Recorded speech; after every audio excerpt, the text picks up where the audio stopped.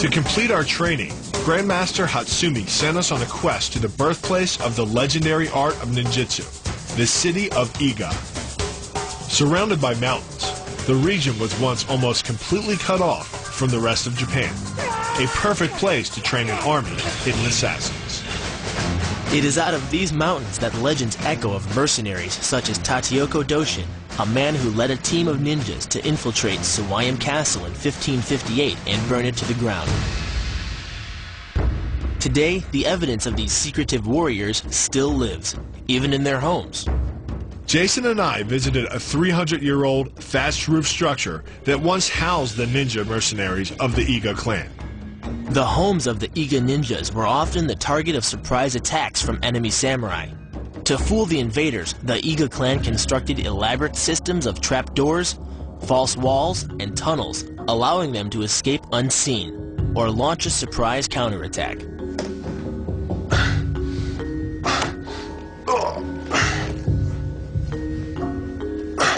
And we're safe. Ninja hideout.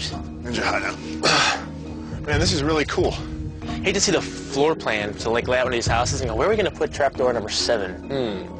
Well, it's interesting because ninja is like a direct translation. It means invisible man. They had to be invisible at all times because they're spies, you know, so their house has to be kind of spy-inspired.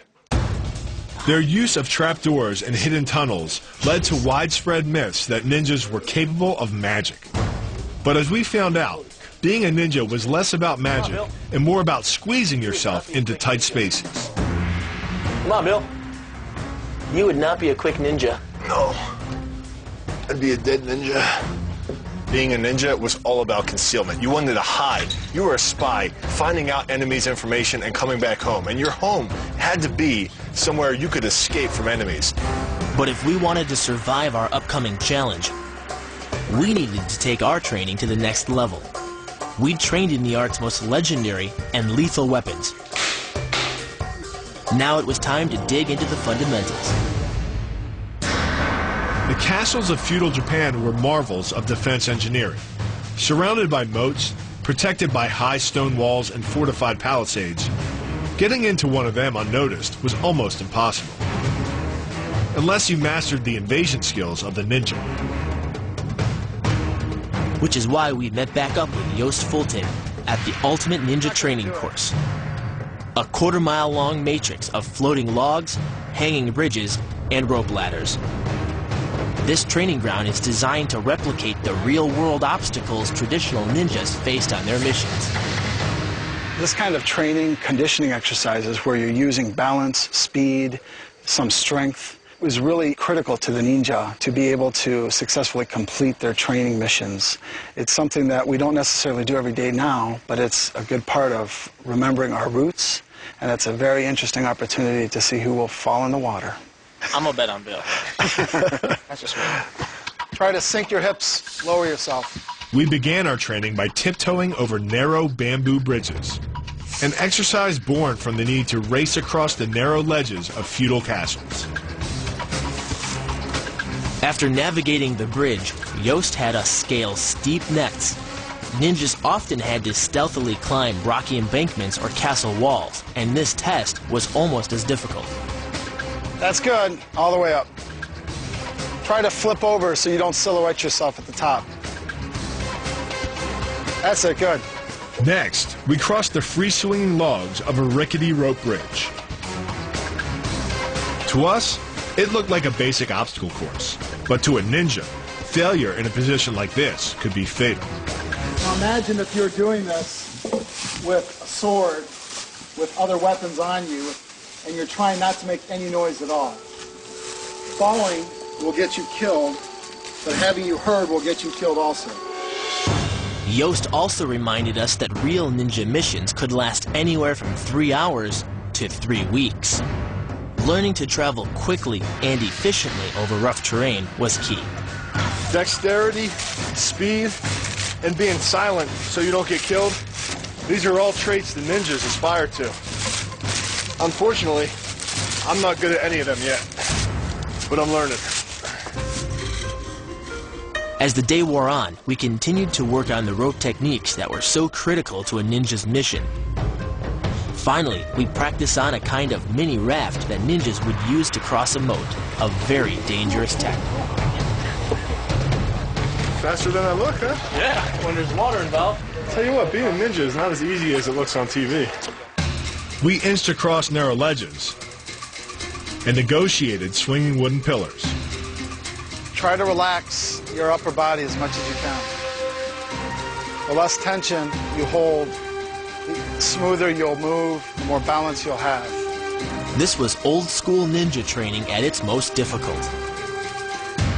In feudal Japan, the ninja didn't have a gym to work out in. What they had was their own body weight. And so what we're going to practice doing right now is just an exercise where you're carrying somebody across a distance, walking smoothly, silently. There you go.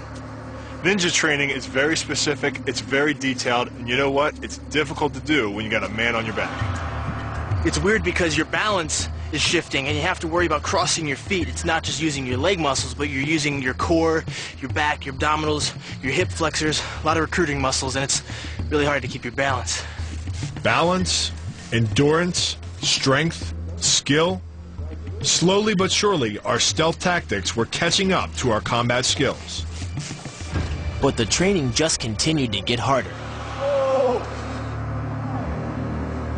And Yost plunged us into one conditioning routine after another. By the end of the training, we were exhausted and had a new respect for the skills of these shadowy warriors. But our biggest challenge was yet to come, and it wouldn't be a test of stealth or evasion. It would be an all-out battle against two of Hatsumi's top students. Knives, swords, throwing stars, and a grueling course designed to test every aspect of a ninja's training.